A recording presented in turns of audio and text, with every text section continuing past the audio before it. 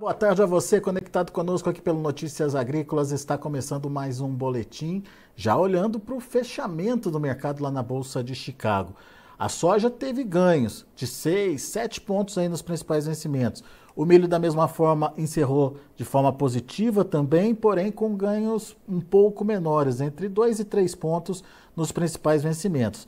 Já o trigo, a gente viu aí uma queda de 2 dígitos aí, de 10, 11 pontos nos principais vencimentos, portanto, na contramão das demais commodities. A gente vai conversar agora com o Ronaldo Fernandes, lá da Royal Rural, porque amanhã é dia de relatório do USDA, aquele tradicional relatório de início de mês que traz aí as expectativas, as projeções de oferta e demanda dos produtos em geral, em especial da soja, do milho, enfim, e costuma mexer bastante com o mercado esse relatório, principalmente por conta de uma definição da safra americana. Seja bem-vindo, Ronaldo. Obrigado por estar aqui com a gente, nos ajudar a entender um pouquinho o mercado. O mercado hoje está em compasso de espera, esperando para ver o que vai acontecer no relatório. O mercado já faz as suas apostas de que o USDA pode corrigir ainda mais a produção lá nos Estados Unidos, reduzindo um pouquinho mais a oferta daquela que foi divulgada no mês passado. Enfim, qual que é a sua expectativa para esse relatório de amanhã e o que você está vendo no comportamento do mercado hoje, tanto para a soja quanto para o milho, Ronaldo? Seja bem-vindo. Obrigado, Alex. Boa tarde à nossa audiência. Boa tarde, pessoal do Notícias Agrícolas. Alex, quando saiu os números do ProFarmer, foram cortes bem severos em relação aos números do USDA, ou USDA, como a gente fala aqui, né? Eu mesmo falei muitas vezes, não acredito que o USDA vai fazer esse corte tão severo conforme o ProFarmer apontou. Só que os números da qualidade das lavouras da semana passada, eles foram como se fosse o seguinte recado: o USDA quer se aproximar dos números da ProFarmer. Você está me ouvindo, Alex? Eu acho que Estamos. perdeu aqui para mim. Não, estamos te ouvindo, tá tudo Ah, normal. perfeito, Pode perfeito. Para continuar. mim parece que tinha dado uma queda aqui. Os números da qualidade das lavouras na semana passada foram surpresa. Não foi só para mim, não. Foi para o mercado como um geral. Por que foram surpresa? O SDA ele tem um padrão com essas qualidades das lavouras. Primeiro é importante a gente entender que os números de setembro, à medida que vai entrando em setembro, o mercado não dá tanto peso. Eles não são tão importantes como até os números que são divulgados em agosto. Só que na semana passada veio uma grande surpresa por causa do padrão do SDA. O que é o padrão? Qualidade das lavouras acima de 60%, o FDA está dizendo que a gente pode esperar teto produtivo. 60% para cima espera recorde de produção.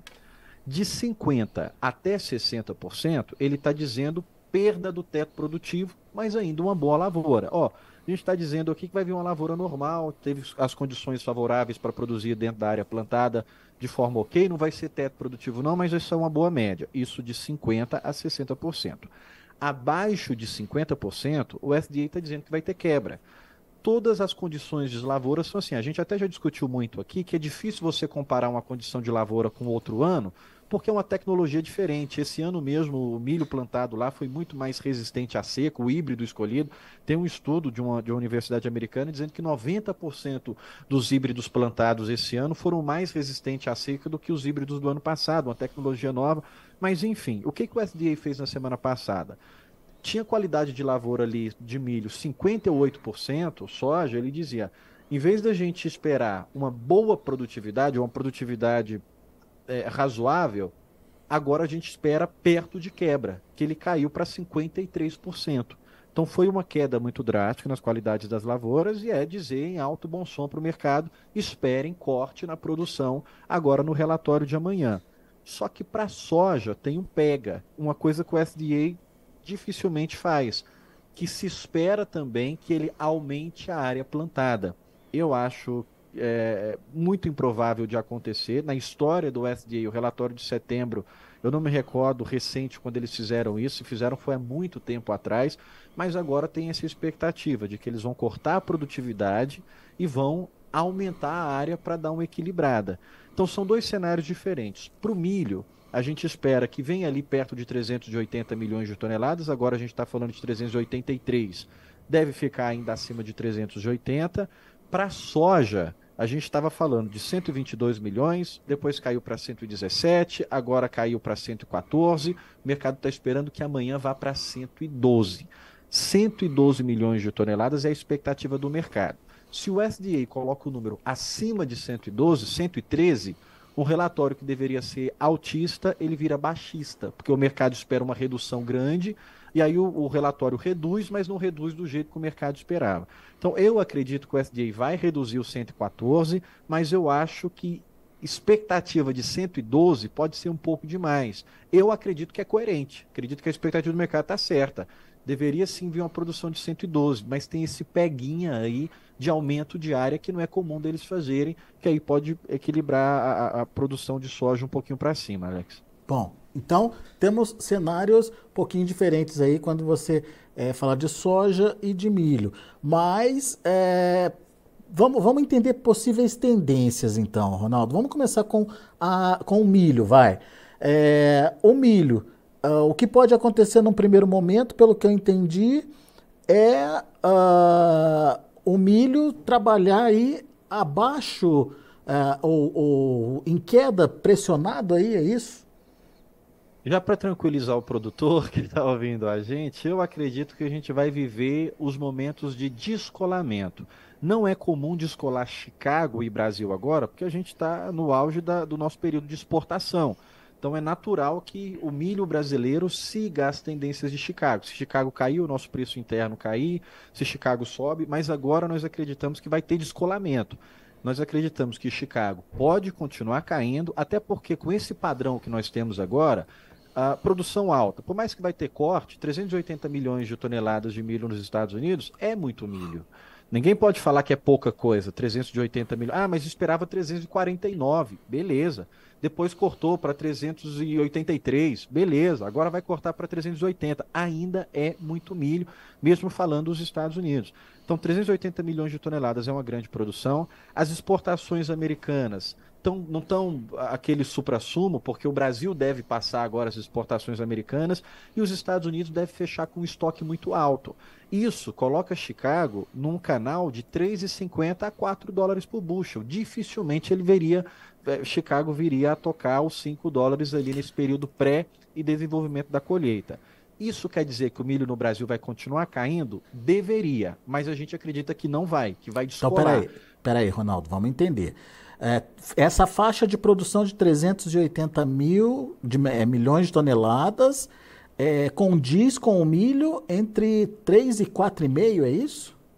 É o que nós acreditamos. Se você for pegar de 2015 até 2018 ali, mais ou menos, porque 2012 foi a grande quebra lá nos Estados Unidos. Ficou sofrendo os efeitos dela até 13, 14. Depois de 2019, os Estados Unidos teve problema de alagamento, não sabia se ia colher ou não. Então, dentre condições relativamente normais ali, sem falar nada muito profundo. De 2015 a 2018 era milho de 3,50 a 4 dólares por bucho. Se a gente for olhar para a tela agora, é o que ele vem caminhando. Ele está patinando ali nesses 4,5, 4,7, bate no 5 e volta. Então já está dado o recado Chicago que ele tem uma resistência muito grande de chegar ao 5 e superar o 5. E ele tem um histórico recente de ir para 3,5 a 4. Agora, ok, entendemos o comportamento de Chicago, mas você disse que o Brasil tende a se descolar. Por que ele se descolaria? Não tem a paridade aí de exportação?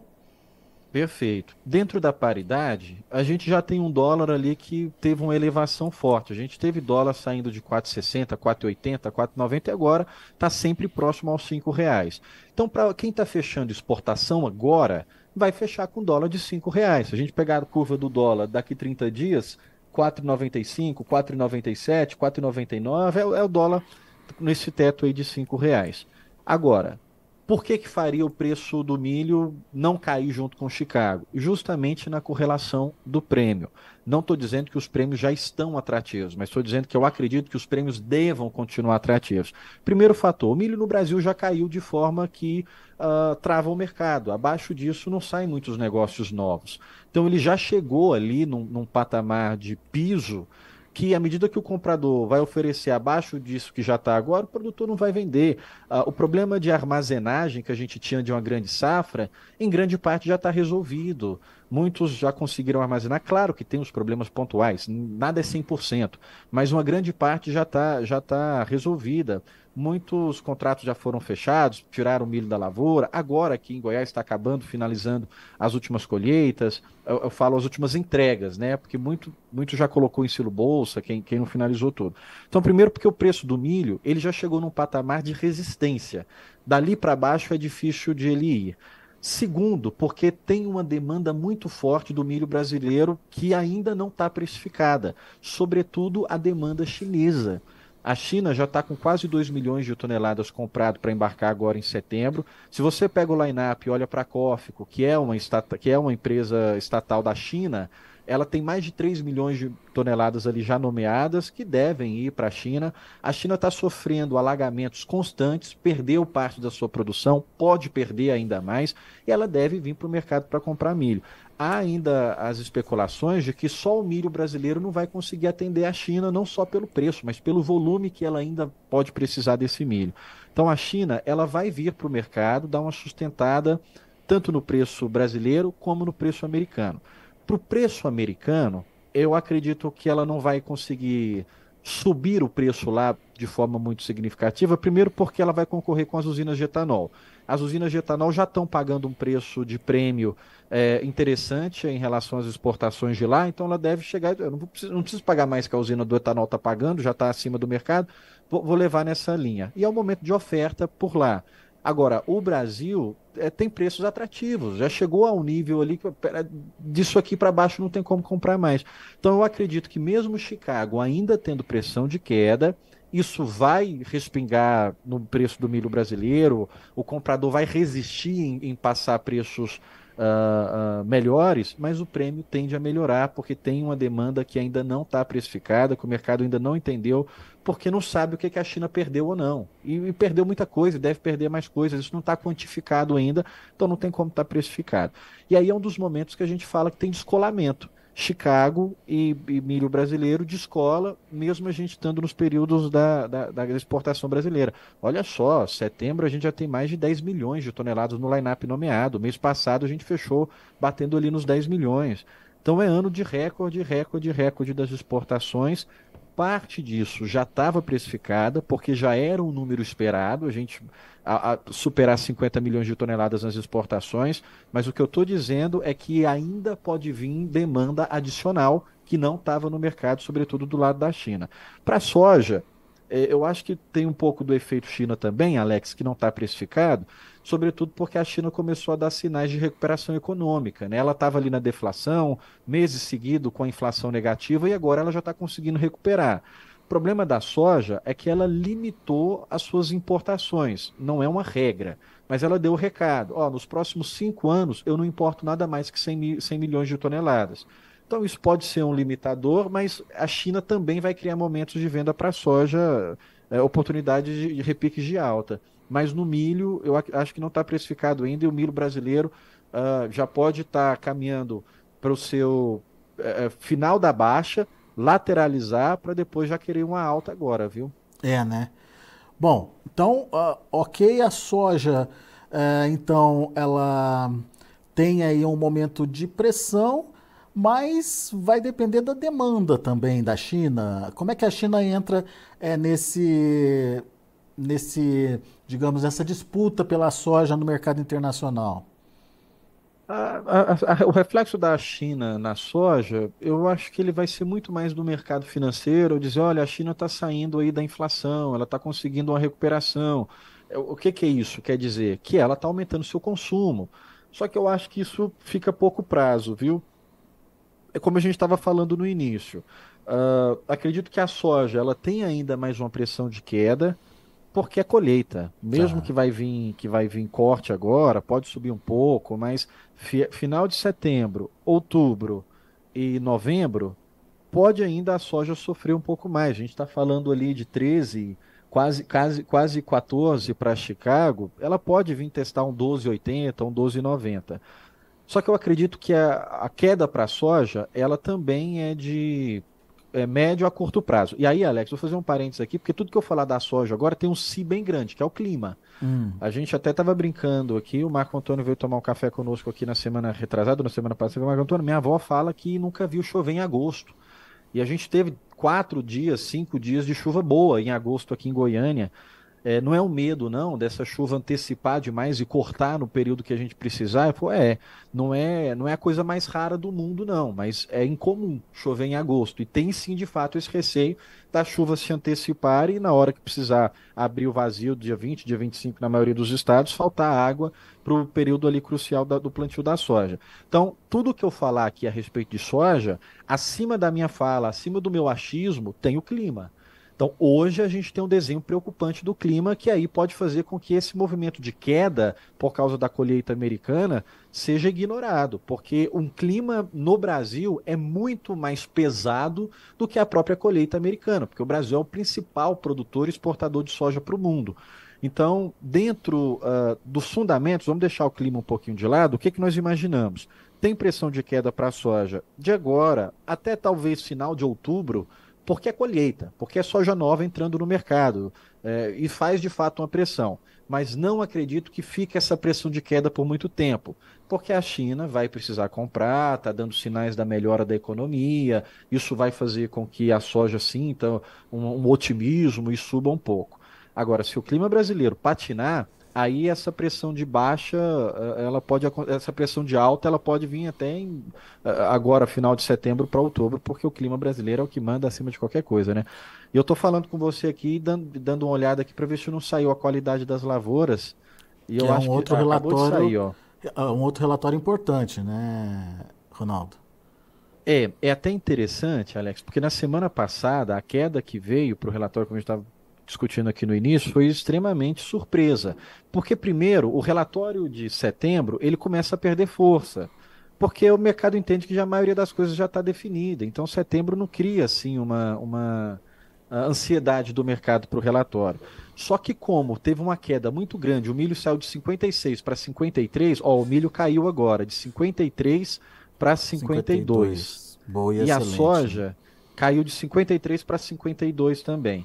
Então é isso, tá definido, finito. O USDA está dizendo, vai ter corte amanhã, esperem aí números próximos ao ProFarmer, só que para a soja deixou uma surpresa. O USDA ia aumentar a área. Eu acho difícil, viu? Assim, não deveria. Não acho que deveria, porque eles. A gente fala muito mal do USDA, muitas vezes aqui, só que assim, eles têm um time muito grande. Ah, a pesquisa diária do USDA ela é muito certa, ela é muito precisa. Então, os números que foram apresentados, na minha opinião, já estão fechadinhos, estão bonitinhos. Assim, o USDA é uma autoridade para falar em área. Aumentar a área agora vai deixar um pouco o mercado desacreditado dos números que a gente teve nos meses passados. Vai parecer que é de fato tentando segurar a produção. Vai dar uma impressão ruim. Não acho que o USDA deveria aumentar a área, acho que ele já acertou na área passada que ele colocou, e agora deveria só falar de produtividade mesmo. Mas enfim, a gente tem que esperar se vai ter esse aumento de área. Mas corte na produção é certo esperar, o mercado já está um pouco precificado isso aí também, tem espaço para alta. Amanhã, assim que vier o corte, deve subir mais um pouco, mas eu não acredito que vai ser coisa muito expressiva se não vier surpresa. Embora do FDA é sempre bom a gente esperar surpresa. Se não vier surpresa, deve ter um pouco mais de alta, mas o corte em si já está um pouco precificado e a qualidade das lavouras hoje praticamente confirmou isso. Mais 1% de queda. Muito bom. Bom, só aquela dica final para o produtor que está ouvindo a gente, Ronaldo.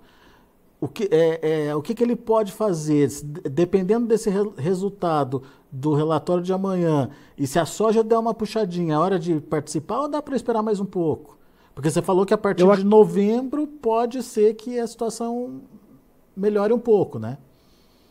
Eu não deixaria para vender nada na trinca setembro, outubro, novembro. Acho que são os piores meses ali para a gente falar de soja.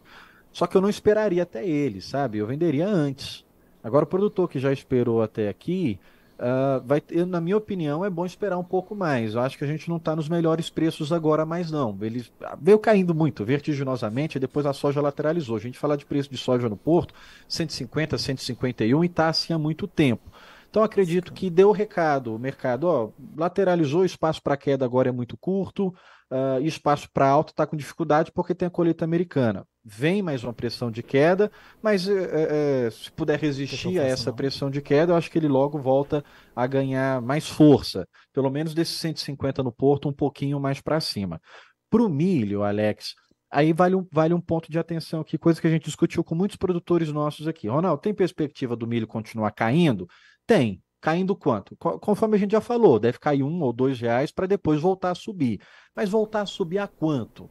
Vou falar de Goiás, Rio Verde, aqui, uma praça significativa de Goiás. Será que o milho volta a R$ 50? A 52, que é o que a turma tem essa expectativa? Dificilmente. Então, o que o produtor tem que fazer? Vale a pena ele ficar segurando um risco de um milho que não tem muito espaço para valorização, com carrego, que talvez é um custo desnecessário, e ele aplicar isso em outra coisa que rende melhor para ele? Ah, vai aplicar onde? Essas corretoras falam difícil. Se você ligar para o seu gerente do banco, ele vai te dar uma série de opções de aplicações, que às vezes você fazendo a conta ali, não faz sentido você correr o risco demais esperando uma melhora e essa melhora for muito pouca que não superar o seu carrego. Então, eu no momento agora, para o produtor que está segurado, eu não ficaria 100% segurado ainda não. Eu começaria a pensar em vendas.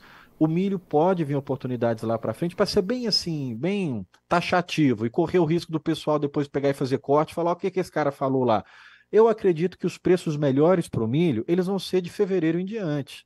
Vão ser ali para frente. Claro que a gente já vai ter janela de plantio. O clima sempre é a palavra final. Tudo que eu estou falando aqui, claro que depende, é São Pedro, não tem o que a gente fazer.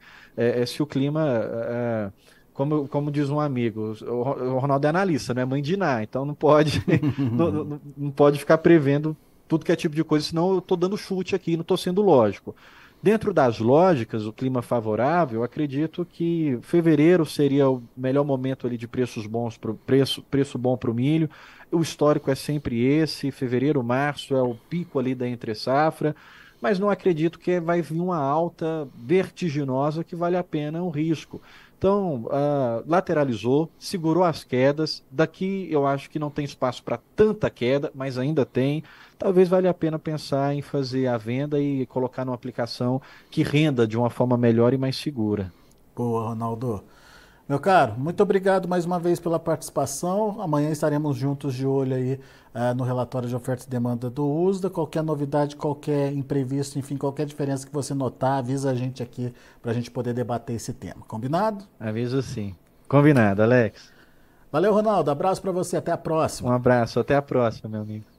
Tá aí, Ronaldo Fernandes, Royal Rural, aqui com a gente nessa sessão que antecede, nesse boletim que antecede o relatório de oferta e demanda do USDA de amanhã. Então vamos ficar ligados porque existe sim a possibilidade de uma redução na produção. No caso da soja, o Ronaldo está falando aí de 112 a 113 milhões de toneladas, abaixo dos 114 milhões e meio projetados no mês passado.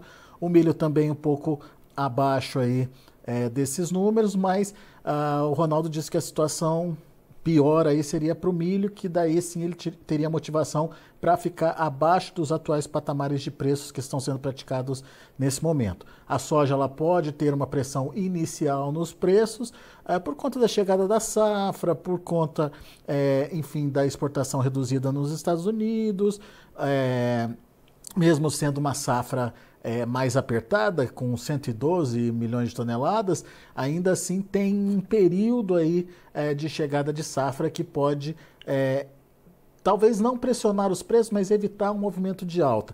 E que, diante disso, lá para novembro, por exemplo, com a China voltando às compras, daí sim a gente poderia ver a soja se reabilitando. Bom, são as informações do Ronaldo Fernandes. Vamos ficar atentos no que vem por aí, principalmente nas informações do relatório do USDA de amanhã. E assim que o relatório começar a divulgar seus números, a gente vai estar aqui também colocando esses números para você. Então fique atento conosco para essa divulgação. E deixa eu passar o encerramento das cotações, como encerraram os negócios no dia de hoje, nesta segunda-feira. Vamos aos preços. Para soja, 13 dólares e 69 centes por bushel, subindo 6 pontos. Janeiro, isso para novembro, né? Para janeiro, 13 dólares e 84 centes por bushel, 6 pontos de alta. Para março, 13 dólares e 91 centes por bushel, 7 de alta. Para maio, 13,95, alta de 7 pontos mais 75. Para o milho, vamos ver como encerraram as negociações. Altas de 2 pontinhos em média para os principais vencimentos. Setembro a 4,71, dezembro a 4,85. Março ali fechou nos 5 dólares por bushel e o maio 5 dólares e 800 por bushel. E para finalizar a gente tem o trigo. Trigo fechou no vermelho, quedas até importantes aí. Dezembro perdeu 11 pontos mais 25, fechou a 5,84. O março, 6 dólares e 10 centes por bushel, perdeu 11 pontos. O maio, 6 dólares e 27 centes por bushel, 11 pontos mais 25 de queda. E o julho, 6 dólares e 37 centes por bushel, queda de 10 pontos mais 25. São os números do mercado, já de fechamento do mercado desta segunda-feira. A gente fica por aqui. Agradeço muito a sua atenção e a sua audiência. Continue com a gente.